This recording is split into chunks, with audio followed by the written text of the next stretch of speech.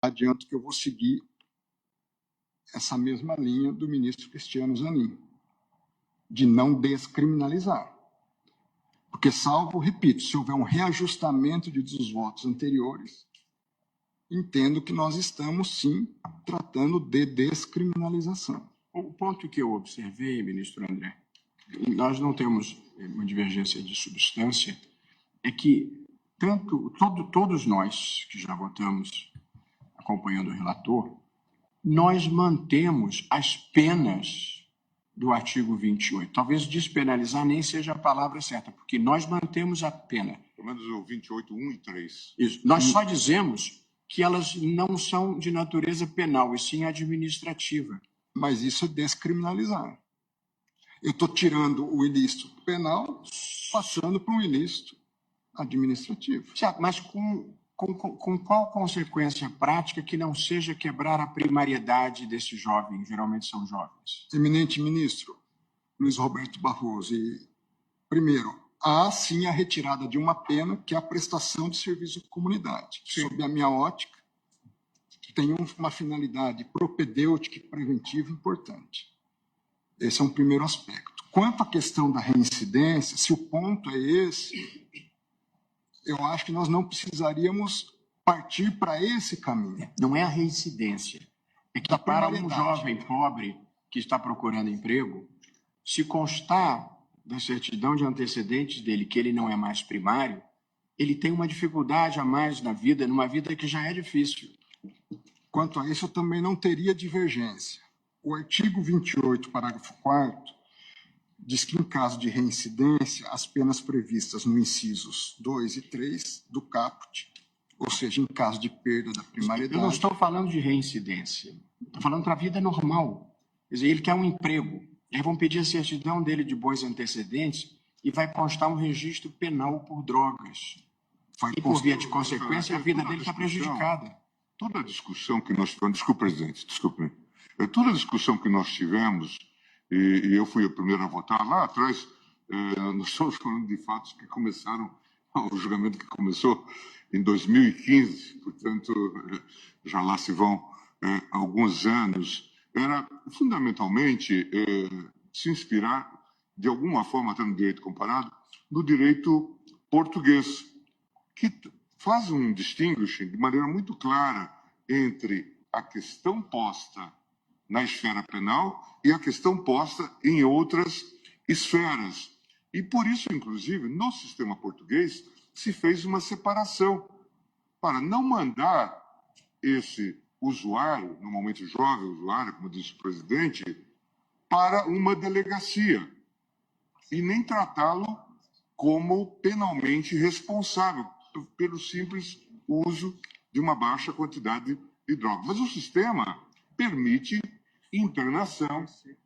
Por isso que, inclusive, no voto, que é muito mais alongado, se falava de medidas recomendáveis que o próprio Congresso poderia tomar. Uma dúvida, ministro Gilmar. Não vamos mandar para a delegacia, nós vamos mandar para onde? Exatamente se diz. Claro que vão continuar... A autoridade administrativa vai cuidar disso. Essa é a proposta do modelo. Essa é a proposta do modelo. Eu entendo. Ministro Alexandre trouxe aqui. Veja, eu não quero cometer uma interrupção em relação ao seu voto. Imagina, também. Mas o ministro Alexandre trouxe aqui os dados, inclusive em série, de delegacias da capital que adotam critérios díspares. Quanto a isso, eu estou extremamente de acordo com tudo. E para considerar alguém como usuário ou traficante, produzindo, portanto, isso é maléfico. uma Babel que resulta... Aqui, a proposta é dizer, aquele que for usuário, ele precisa de tratamento. Nós temos um usuário de drogas leves, que deve ser advertido, eventualmente diálogo com a família. Nós temos usuários que podem precisar de internação. E por isso o sistema permite, por isso também se faz aqui um apelo ao legislador para que se faça até a internação, tratamento. Porque, claro, recentemente o ministro Alexandre foi relator de uma situação envolvendo pessoas na Cracolândia. Não era esse o objeto do debate, mas nós sabemos que pessoas se tornam usuários e completamente dependentes. Então, a abordagem era... Esse é um debate legítimo, ministro Gilmar. A única questão é uma questão que nós estamos definindo uma descriminalização. Pelo menos sejamos honestos em admitir isso.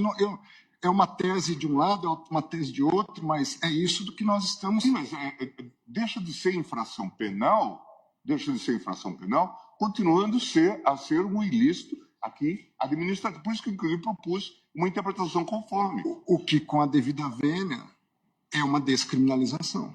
É porque, assim, é porque a palavra, ela produz um efeito, ministro André. Pois não, perdão, ministro. É só uma questão, talvez seja menos uma questão semântica e mais uma questão de percepção. Quando fala descriminalização, parece que nós estamos dizendo que não tem problema. E não é isso que nós estamos fazendo. Não é recreio. Não é isso que nós estamos fazendo. Mas, veja, nós entendemos a posição de Vossa Excelência e eu devolvo a palavra para continuar. Até porque eu justifico isso. Pois não, ministro. Ministro Alexandre. Permite, eu quero aqui, até porque eu trouxe a proposta de tese, o ministro André está correto. Nós não estamos legalizando, ou seja, dizendo que não poderá haver consequências, mas nós estamos descriminalizando. Então, é importante o debate, a minha posição é contrária do ministro André, mas eu preciso me manifestar nesse sentido, porque o primeiro item da minha tese é exatamente isso, não tipifica o crime previsto no artigo 28. Isso. Então, nós não estamos legalizando, como o presidente disse, com que eu concordo, mas estamos descriminalizando. Não é mais crime. Ou seja... É um ilícito, mas não é crime. Não é crime. Não é um ilícito Não é crime. criminal. Não é crime. Mas é o que eu Estamos falei. mantendo como